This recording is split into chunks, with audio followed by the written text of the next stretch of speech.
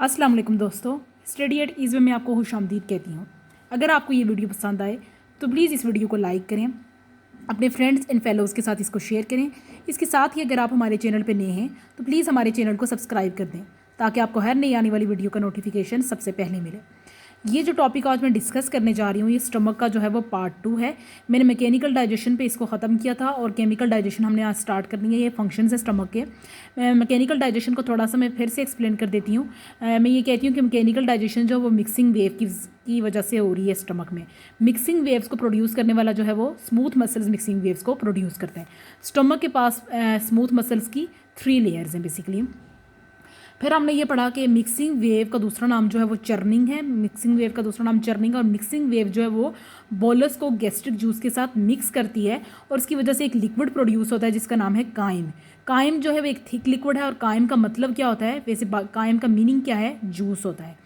Bolus जो है, bolus के बारे में अगर मैं आपको बताऊं तो खाना जो होता है वो आखिर में बेसिकली एक, आप कहते हैं ना, एक सॉलिड फॉर्म में इकट्ठा हो जाता है। एक जैसे आप नवाला कहते हैं उस तरह के टाइप पे ये इकट्ठा हो जाता है सॉलिड फॉर्म में। तो वो उसको गैस्ट्रिक जूस के साथ मिक्स करता है और इसकी वजह से एक थिक लिक्विड प्रोड्यूस होता है जिसका नाम काइम है और काइम का मीनिंग जो होता है वो जूस है। हम केमिकल डाइजेशन को अगर मैं डिस्कस करूँ आपके पास, केमिकल डाइजेशन का word chemical is related to के केमिकल्स रिलीज हो रहे हैं। कौन कौन से केमिकल्स रिलीज हो रहे हैं मैंने इनकी नंबरिंग की और साथ ही इनके फंक्शंस को डिस्कस किया है। पहला केमिकल जो है वो म्यूकस है। वर्ड म्यूकस का मतलब यह है कि म्यूकस सेल्स जो हैं, म्यूकस सेल्स जो हैं वो विस्कस और अल्कलाइन म्यूकस प्रोड्यूस कर रहे हैं। अल्कलाइन का मतलब होता है कि स्लाइटली एसिडिक, स्लाइटली बेसिक, इस तरह का बेसिकली जिसकी पीएच जो हो वो दरमियान में हो उसे हम क्या कहते हैं, म्यूकस सेल। इस तरह की म्यूकस को प्रोड्यूस कर रहा है। म्यूकस सेल क्या होता है, लुब्रिकेटिंग। लुब्रिकेटिंग का मतलब होता है ना किसी चीज़ की ऑयलिंग करना, किसी चीज़ को फ्लूइडी रखना, ठीक है। तो बेसिकली ये आपके एपिथेलियस सेल्स को प्रोटेक्ट भी करता है और उसकी ऑयलिंग भी करता है और उसे कायम की एसिडिक इफेक्ट और पेप्सिन से प्रोटेक्ट करता है। कायम जो है ना बहुत ज़्यादा, बेसिकली एसिडिक का मतलब है कि स्टमक में बहुत ज़्यादा तेज़ाबियत है। कायम जो है वो थिक लिक्विड है, इसमें बहुत ज़्यादा तेज़ाबियत है। तो म्यूकस सेल्स जो होते हैं बेसिकली उस तेज़ाबियत से आपके एपिथेलियल सेल्स को प्रोटेक्ट कर रहे हैं और पेप्सिन से भी प्रोटेक्ट कर रहे हैं। ये हमने स्टोमक की पहली सिक्रीशन डिस्कस की है, म्यूकस। जो म्यूकस सेल्स जो म्यूकस को प्रोड्यूस करते हैं और उनका फंक्शन है कि ये कायम से आपको प्रोटेक्ट करते हैं। स्टमक, इस केमिकल सिक्रीशन में स्टमक की दूसरी सिक्रीशन क्या है, basically intrinsic factor and hydrochloric acid. दूसरी और तीसरी है पेरिटल सेल्स ने इनको बेसिकली प्रोड्यूस किया है। जब मैंने आपको एपिथेलियल सेल्स आपसे डिस्कस किए थे तो मैंने आपसे कहा था कि पेरिटल सेल जो है वो hydrochloric acid, concentrated hydrochloric acid और इंट्रिंसिक फैक्टर प्रोड्यूस कर रहे थे और मैंने आपसे कहा था कि हम इसको डिस्कस करेंगे कि इंट्रिंसिक फैक्टर बेसिकली क्या चीज़ है। तो ये मेरे गलती से मेरे पास नंबरिंग हो गई है। बेसिकली ये दूसरी और तीसरी सिक्रीशन है आपके पास जिसे हम कह रहे हैं। इंट्रिंसिक फैक्टर क्या है, बेसिकली ये ग्लाइकोप्रोटीन है जो विटामिन B12 के साथ बाइंड होता है। ये प्लस का साइन जो है वो मैं यूज़ करती हूँ, बेसिकली मैं केमिकल रिएक्शन की फॉर्म में हर चीज़ लिखती हूँ ताकि आपको आसानी से समझ आए।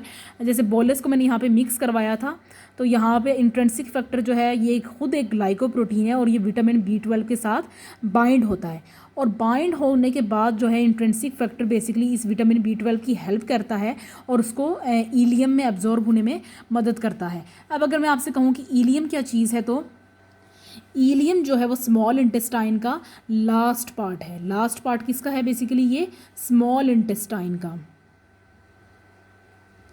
तो बेसिकली ये उसको वहाँ पे एब्जॉर्ब होने में हेल्प आउट कर रहा होता है। पहले इसके साथ बाइंड होगा, इंट्रिंसिक फैक्टर खुद एक ग्लाइकोप्रोटीन है जो इसके साथ बेसिकली बाइंड होगा, विटामिन B12 के साथ ये बाइंड होता है और इसको हेल्प आउट करता है यहाँ पे बेसिकली एब्जॉर्ब होने में, इलियम में एब्जॉर्ब होने में हेल्प आउट करता है। और इलियम क्या है, लास्ट पार्ट है स्मॉल इंटेस्टाइन का।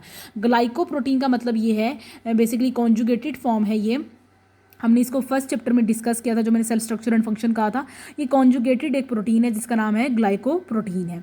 हाइड्रोक्लोरिक एसिड जो इसकी तीसरी सिक्रीशन है, आपके पास ये नंबरिंग थोड़ी सी गलत होगी, आप याद रखिएगा। पहले हमने म्यूकस पढ़ा, दूसरी जो है इंट्रिंसिक फैक्टर है, तीसरी हाइड्रोक्लोरिक एसिड है और पेरिटल सेल्स ने इन दोनों को प्रोड्यूस किया है, हमने पढ़ा था। और ये मैंने ब्रैकेट में आपकी समझ के लिए लिख दिया कि पेरिटल सेल्स, प्रिंसिपल सेल और एंडोक्राइन सेल जो थे वो बेसिकली गैस्ट्रिक ग्लैंड में थे और गैस्ट्रिक ग्लैंड कहाँ पे थी, पाइलोरिक रीजन में थी। हाइड्रोक्लोरिक एसिड के अगर हम फंक्शन पढ़ें तो इसका जो खाना आपके माइनर डाइजेस्टिव इफेक्ट है, आपका खाना जो स्टमक में मौजूद है उसके डाइजेशन में जो है वो हाइड्रोक्लोरिक एसिड का बड़ा माइनर सा इफेक्ट है, लेकिन ये बैक्टीरिया को किल करता है। कौन से बैक्टीरिया, जब आपको हमेशा से कहा जा रहा है बेसिकली कि आप खाना खाने से पहले हाथ धो लिया करें। वो ऐसा होता है कि आपके जर्म्स जो होते हैं वो खाने के साथ एंटर नहीं होते। लेकिन फ़र्ज़ कर लें कि आपने हाथ नहीं धोए या इन केस फिर भी आपके हाथ में जर्म्स हैं, तो जो आप खाना खाते हैं और उसके साथ जो जर्म्स अंदर जाते हैं, जो बैक्टीरिया अंदर जाते हैं, तो हाइड्रोक्लोरिक एसिड उनको किल करता है, उन बैक्टीरियाज़ को किल करता है जो आपके खाने आपके हाथ के ज़रिए से आपके स्टमक में जा रहे हैं। तो हाइड्रोक्लोरिक एसिड का फंक्शन है कि उनको किल करना। Stops the carbohydrate digestion. Carbohydrate, carb का मतलब कार्बोहाइड्रेट है। कार्बोहाइड्रेट की डाइजेशन को कैसे स्टॉप करते हैं? ये सलाइवरी अमाइलेज को इनएक्टिवेट कर देते हैं। अमाइलेज का फंक्शन मैंने आपको प्लास्टिड में बताया था कि अमाइलेज जो होता है बेसिकली, अमाइलेज का क्या फंक्शन है कि ये स्टार्च को वहाँ पे मैंने आपको बताया था कि स्टोर कर रहा होता है। तो यहाँ पे स्टोर कर रहा होता है, ये डाइजेशन में इसका फंक्शन होता है। तो बेसिकली ये स्टार्च का मतलब जो होता है वो कार्बोहाइड्रेट ही होता है। कार्बोहाइड्रेट की एक टाइप है, इसको स्टार्च कहते हैं। वहाँ पे अगर आपको प्लास्टिड वाला टॉपिक याद हो तो आप उसको सर्च आउट करके देख सकते हैं कि मैंने बताया था वहाँ पे अमाइलेज जो है वो स्टार्च की रिलेटेड फंक्शन है इसका। तो ये कार्बोहाइड्रेट की डाइजेशन को कैसे स्टॉप करते हैं? क्योंकि ये सलाइवरी अमाइलेज को जो है वो इनएक्टिवेट कर देते हैं। एज का मतलब मैंने आपको वहाँ पे बताया था कि जिसके एंड पे एज आए वो इंजाइम होता है। बेसिकली आप ये एक ट्रिक याद रख सकते हैं। ये प्रोटीन को डी नेचर करता है। हाइड्रोक्लोरिक एसिड का हमने चौथा फंक्शन क्या पढ़ रहे हैं कि ये प्रोटीन को डी नेचर करता है ताकि प्रोटियोलिटिक इंजाइम्स जो हैं वो पेप्टाइड बॉन्ड तक आसानी से पहुँच सके। देखिए अगर ये प्रोटीन को डी नेचर ना करे तो स्टोमक जो है, स्टोमक में बेसिकली अपना भी स्टोमक का पोर्शन जो है वो काफ़ी प्रोटीनियस है। तो अगर वो प्रोटीन को डी नेचर नहीं करेगा तो हाइड्रोक्लोरिक एसिड में जो बेसिकली स्टोमक में प्रोटीन्स उसको सारे डाइजेस्ट हो जाएंगे, तो वो पेप्टाइड बॉन्ड तक नहीं पहुंच सकेंगे, इसलिए प्रोटीन जो होता है वो डी नेचर हो जाता है। पीएच इन्वायरमेंट, स्टमक की पीएच जो होती है उसको बेसिकली ये मेंटेन करता है। प्रॉपर पीएच इन्वायरमेंट जो 1 और 3 के दरमियान होती है लेकिन क्लोज टू 2 के बिल्कुल क्लोज होती है। 1 और 3 के दरमियान है लेकिन 2 के बिल्कुल क्लोज है। 5 फंक्शंस हमने डिस्कस किए हैं कि इसका खाने पे बड़ा ही डाइजेस्टिव बड़ा ही माइनर सा इफेक्ट है। आप जो खाना खाते हैं और उसके ज़रिए से जो बैक्टीरिया जाते हैं आपके हाथों के ज़रिए से, उनको ये किल करता है। कार्बोहाइड्रेट की डाइजेशन को स्टॉप करता है सलाइवरी अमाइलेज को इनएक्टिवेट करके। प्रोटीन को डी नेचर करता है ताकि प्रोटियोलाइटिक एंजाइम्स जो हैं वो पेप्टाइड बॉन्ड तक पहुंच सकें। PH environment, proper pH environment stomach में प्रोवाइड करता है जो 1 और 3 के दरमियान है और क्लोज टू 2 है। 3 सिक्रीशंस जो है मैंने स्टमक की डिस्कस कर दी हैं, mucus, intrinsic factor and hydrochloric acid. Stomach की बेसिकली जो आपके पास चौथी सिक्रीशन आ जाती है, यहाँ पे चौथी सिक्रीशन आपके पास जो है स्टमक की वो क्या है? पेप्सिनोजिन है। सबसे पहली बात आपको ये याद रखनी है कि पेप्सिनोजिन जो है वो इनएक्टिव है और पेप्सिन जो है वो एक्टिव फॉर्म होती है। पेप्सिनोजिन जो है वो इनएक्टिव है जबकि पेप्सिन जो होती है वो एक्टिव फॉर्म होती है। पेप्सिनोजिन को किसने सीक्रेट किया है? चीफ सेल्स को, जिसको मैंने आपको बताया था पीछे हमने इसको डिस्कस किया है एपिथेलियल सेल्स में। तीसरा एपिथेलियल सेल मैंने आपको बताया था कि चीफ सेल भी कहते हैं, प्रिंसिपल सेल भी इसे हम कहते हैं और जाइमोजेनिक सेल्स भी हम इसे कह रहे होते हैं बेसिकली। पेप्सिनोजिन बेसिकली ये जो सेल है ये जाइमोजेनिक सेल में, यानी चीफ सेल का मैंने दूसरा नाम यहाँ पे लिख दिया ताकि आपको याद रहे, मेमोराइज करने में आसानी हो। तो पेप्सिनोजिन जो होता है बेसिकली जाइमोजेनिक सेल में क्या हो जाता है? पैक हो जाता है कि जैसे किसी चीज़ की पैकिंग होती है तो ये यहाँ पे पैक हो जाता है बेसिकली। फिर क्या होता है कि ये कब रिलीज़ होता है? इसको एक्सोसाइटोसिस रिलीज़ करता है, इस प्रोसेस के ज़रिए से ये रिलीज़ होता है। और कब रिलीज़ होता है? जब पेप्सिनोजिन की सिक्रीशन स्टिमुलेट हो जाती है। स्टिमुलेट होने का मतलब क्या है कि सिक्रीशन बिल्कुल तैयार है, मतलब अभी रेडी टू स्टार्ट, जिसे आप कहते हैं कि अभी अभी स्टार्ट होने वाली है। तो मैंने आपको पेप्सिनोजिन के बारे में ये बताया कि ये इनएक्टिव फॉर्म में है, इनको चीफ सेल्स ने सिक्रीट किया है और बेसिकली और चीफ सेल में ये पैक हो जाते हैं और तब ही रिलीज़ होते हैं जब पेप्सिनोजिन की सिक्रीशन स्टिमुलेट हो जाए, यानी रेडी टू स्टार्ट हो जाए। एक दफ़ा पेप्सिनोजिन जो है वो ल्यूमन में एंटर हो जाए। ल्यूमन का क्या मतलब होता है? बेसिकली इंटेस्टाइन में एंटर हो जाए, उसमें एंटर हो जाए तो पेप्सिनोजिन जो है वो पेप्सिन में आपको कन्वर्ट होता हुआ नज़र आ रहा है। पेप्सिनोजिन पेप्सिन में कैसे कन्वर्ट हुआ? हाइड्रोक्लोरिक एसिड के ज़रिए से। और प्रीवियस पेप्सिन में एक वर्ड लिखा है, प्रीवियस पेप्सिन का मतलब ये हुआ आपके पास कि जो पहले से पेप्सिन बन चुका है, स्टोमक में जो पहले से पेप्सिन बन चुका है उसके ज़रिए से, और हाइड्रोक्लोरिक एसिड के ज़रिए से पेप्सिनोजिन पेप्सिन में कन्वर्ट हुआ है। इसकी ऑप्टिमम पीएच एक्टिविटी की इसकी है, पेप्सिन की ऑप्टिमम पीएच एक्टिविटी क्या है? 3 या 3 से कम है बेसिकली आपके पास। पेप्सिन जो है वो आपके पास एक्टिव फॉर्म है और इसका फंक्शन मैंने लिखा है कि प्रोटीन में जो कोवेलेंट बॉन्ड्स है ये इनको स्मॉलर पेप्टाइड चेन्स में कन्वर्ट करता है। थोड़ा सा ये प्रोसेस डिफ़िकल्ट है, लेकिन बेसिकली समझना मुश्किल नहीं है। आपने कहना है कि पेप्सिनोजिन जो चौथी सिक्रीशन है स्टमक की, वो इनएक्टिव है। उसको एक्टिव करने का काम जो है उसको सिक्रीट भी चीफ सेल करेगा, और उसको एक्टिव करने के प्रोसेस में भी थोड़ा सा चीफ सेल का फंक्शन है। वो क्या करेगा कि बेसिकली पेप्सिनोजिन जो है वो इस जाइमोजेनिक चीफ सेल का दूसरा नाम है कि पेप्सिनोजिन जो है वो चीफ सेल में पैक होगा, और तभी रिलीज़ होगा जब पेप्सिनोजिन की सिक्रीशन जो होती है आपके पास स्टिमुलेट हो जाती है।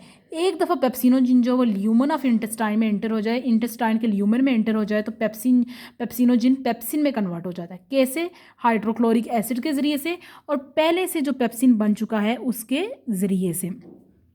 पेप्सिन के बारे में बताया जाता है कि प्रोटीन में जो कोवेलेंट बॉन्ड है उनको ये स्मॉलर पेप्टाइड चेन्स में तोड़ देता है। पेप्सिन का ये फंक्शन है। ये मैंने इसलिए इसके ऊपर लिखा है कि जो चीज़ किसी चीज़ को कहीं कन्वर्ट कर रही होती है तो बेसिकली वो एंजाइम के तौर पे या कैटलिस्ट के तौर पे एक्ट कर रही होती है। तो पेप्सिन जो है, ये पेप्सिन इस प्रोटीन के कोवेलेंट बॉन्ड को स्मॉलर पेप्टाइड चेन्स में कन्वर्ट कर रहा है। स्टोमक की अगली सिक्रीशन, पाँचवीं सिक्रीशन हमारे पास कौन सी है? Gastric juice. और गैस्ट्रिक जूस को सिक्रीट करने में नर्वस और हार्मोनल मैकेनिज्म दोनों इन्वॉल्व हैं। कहने का मतलब ये है कि इसमें आपका नर्वस सिस्टम भी इन्वॉल्व है और इसका में आपके हार्मोन्स भी इन्वॉल्व हैं। सबसे पहली बात मैंने लिखी है कि 2 से 3 लीटर गैस्ट्रिक जूस हर दिन प्रोड्यूस होता है स्टमक में। सबसे पहली बात क्या लिखी है कि 2 से 3 लीटर गैस्ट्रिक जूस रोज़ प्रोड्यूस होगा। फिर लिखा कि नर्वस और हार्मोनल मैकेनिज्म दोनों गैस्ट्रिक जूस को प्रोड्यूस करते हैं, दोनों हेल्प आउट करते हैं। कौन कौन से हार्मोन्स हेल्प कर रहे हैं, मैंने इसके लिए एक शॉर्ट ट्रिक यूज़ किया, GS एंड GC। तो कौन कौन से हैं आपके पास? Basically gastrin, secretin, G for gastrin, S for secretin, G for gastric inhibitory polypeptide and C for cholecystokinin. तो मैंने इनके पहले पहले वर्ड्स को लिया है और इसका एक शॉर्ट वर्ड बना दिया GS GC। ठीक है। सबसे ज़्यादा गैस्ट्रिक जूस स्टमक में कब प्रोड्यूस होता है? जब आपका खाना, आपके मैदे में जो खाना है ना, बेसिकली वो प्रोटीनियस है। प्रोटीनियस का मतलब क्या कि अगर आपके खाने में समझो प्रोटीन की सबसे बड़ी सोर्स में अगर कहूँ तो गोश्त होता है। अगर आपने अभी भी गोश्त खाया है तो सबसे ज़्यादा गैस्ट्रिक जूस इसी वक्त रिलीज़ होगा। प्रोटीन वाला खाना जब आपके बेसिकली उसमें मौजूद है, प्रोटीन वाला खाना जो आपके मैदे में मौजूद है, तो उस वक्त सबसे ज़्यादा गैस्ट्रिक जूस प्रोड्यूस होता है। तो मैंने क्या लिखा कि ग्रेटेस्ट वॉल्यूम का मतलब ये है कि सबसे ज़्यादा गैस्ट्रिक जूस का प्रोड्यूस हो रहा है when peptide food is in the stomach. Peptide food का मतलब ये है कि प्रोटीन की फॉर्म में खाना जब आपके मैदे में मौजूद है। फिर मैंने लिखा कि peristaltic wave is greater than mixing wave. कहने का मतलब ये है कि पेरिस्टाल्टिक, यहाँ पे ग्रेटर देन का मतलब ये तो नहीं है कि ग्रेटर देन है, बड़ी है, लार्ज है। कहने का मतलब ये है कि पेरिस्टाल्टिक वेव जो है वो मिक्सिंग वेव से ज़्यादा स्ट्रॉन्ग है। पेरिस्टाल्टिक वेव जो होती है बेसिकली मैंने कहा आपके पास, वो मिक्सिंग वेव से ज़्यादा स्ट्रॉन्ग है। पेरिस्टाल्टिक वेव जो है वो मिक्सिंग वेव से ज़्यादा स्ट्रॉन्ग है क्योंकि ये कायम जो हमने पीछे डिस्कस किया था, एक थिक लिक्विड था जिसको मिक्सिंग वेव ने मिक्स किया था फूड को बोलेस के साथ, तो हमारे पास कायम प्रोड्यूस हुआ था। ये पेरिस्टाल्टिक वेव जो है वो कायम को पाइलोरिक ओपनिंग से ड्यूडेनम में फोर्स करती है। उसे कहती है कि तुम पाइलोरिक ओपनिंग से ड्यूडेनम में जाओ। बेसिकली आप ये देख रहे हैं कि ये है आपके पास वो पाइलोरिक ओपनिंग जिससे खाना जो है वो ड्यूडेनम में जा रहा है। तो पेरिस्टाल्टिक वेव जो है इसको बेसिकली फोर्स कर रही है इस खाने को कि तुम पाइलोरिक स्फिंक्टर से होकर पाइलोरिक ओपनिंग में जाओ और वहाँ से खाना जो है वो ड्यूडेनम में जाए। तो पेरिस्टाल्टिक वेव इसको फोर्स कर रही है। फिर मैं कुछ चीज़ें मेंशन की हैं। मैंने कहा है कि गैस्ट्रिक जूस किस किस चीज़ से रिलीज़ होता है। ग्रेटेस्ट वॉल्यूम का मैंने आपको बता दिया कि सबसे ज़्यादा गैस्ट्रिक जूस तब रिलीज़ होगा जब आपके स्टमक में प्रोटीन वाला खाना। लेकिन और भी कुछ चीज़ें हैं जिसकी वजह से गैस्ट्रिक जूस बेसिकली आपके मैदे में थोड़ा थोड़ा रिलीज़ होना शुरू हो जाते हैं। सेंसेशन ऑफ टेस्ट, देखें आप इसको ऐसे याद रखते हैं कि आप अगर आपकी अम्मी ने अभी कोई चीज़ बनाई है, आप उस चीज़ को चख लेते हैं एकदम से, तो चखने से वो एक सिग्नल आपके दिमाग में चला जाता है और आपके गैस्ट्रिक जूस रिलीज़ होता है। आपको खाने की बहुत अच्छी खुशबू आ रही है तो वो आपके मुँह में जो बेसिकली पानी जमा हो रहा होता है ना, वो गैस्ट्रिक जूस रिलीज़ हो रहा होता है। बेसिकली गैस्ट्रिक जूस रिलीज़ होता है अच्छे खाने को बेसिकली अच्छे खाने की खुशबू से। थॉट्स ऑफ फूड, आप खाने के बारे में सोच रहे हैं, अच्छे खाने के बारे में सोच रहे हैं तो आपके मुंह में पानी आ जाता है। तो बेसिकली ये आपके पास एक और चीज़ है, स्टिमुलेशन ऑफ टेक्टाइल रिसेप्टर्स। जब आप खाना चबा रहे होते हैं या उसको निगल रहे होते हैं तब भी खाना जो है वो रिलीज़ बेसिकली गैस्ट्रिक जूस जो होता है वो रिलीज़ होता है। और पेप्टाइड के बारे में मैंने आपको बताया कि ग्रेटेस्ट तभी रिलीज़ होता है जब खाना आपके मैदे में पहुँच चुका है और वो प्रोटीन की फॉर्म में भी है। तो ये मैंने आपके उससे कुछ 5 चीज़ें डिस्कस की हैं। एक चीज़ और भी है, मैं अभी इसको डिस्कस करती हूँ कि आपको खाने का बहुत अच्छा टेस्ट लगा, आपने उस चीज़ को चख लिया, उस डिश को जो आपकी अम्मी ने अभी अभी बनाई है। दूसरी चीज़ जो है, आपको उस खाने की खुशबू बहुत अच्छी आ रही है तो आपके मुंह में पानी जमा हो जाता है। आपने अच्छे अच्छे ख्यालात आ रहे हैं, आपको अच्छे खानों के बारे में ख्यालात आ रहे हैं तो आपके मुंह में पानी जमा होता है। फिर आपके बाद जब आप खाना चबा रहे होते हैं और निगल रहे होते हैं, तब भी आपके पास गैस्ट्रिक जूस रिलीज़ हो रहा होता है। और ग्रेटेस्ट के बारे में तो हमने पढ़ा ही है कि सबसे ज़्यादा गैस्ट्रिक जूस तभी रिलीज़ होता है जब आपके पास बेसिकली प्रोटीन वाला खाना जो आपकी उसमें मौजूद है मैदे में।